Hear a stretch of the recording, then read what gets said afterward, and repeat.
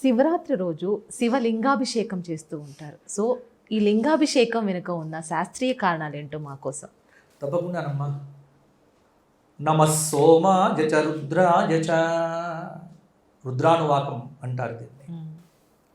అలాగే నమస్తే భగవన్ విశ్వేశ్వరాయ మహాదేవాయ త్ర్యంబకాయ త్రికాగ్నికాలాయ కాలాగ్ని రుద్రాయ నీలకంఠాయ మృత్యుంజయాయ.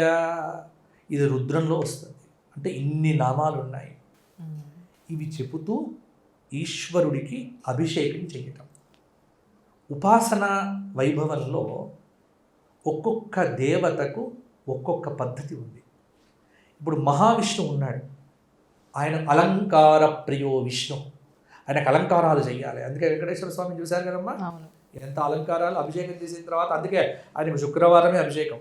ఆ ఒక్క శుక్రవారం అభిషేకం చేస్తేనే అక్కడ ఉన్న అర్చకులందరికీ చెమటలు పడతాయి. ఏదైనా ఆ కిరీటాలు పెట్టుకోవడాలు, ఆ కవచాలు, చాలా పెద్ద అలంకారం ఉంటుంది. అప్పుడు అలంకార ప్రియో విష్ణు.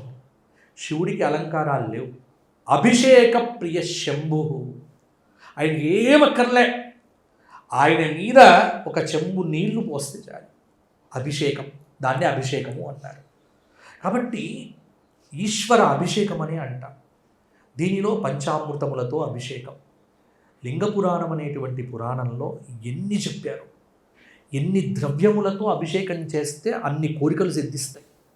కోరికలు తీర్చుకోవడానికి అభిషేకం చేయవచ్చు, కోరికలు కలగకుండా ఉండటానికి అభిషేకం చేయవచ్చు.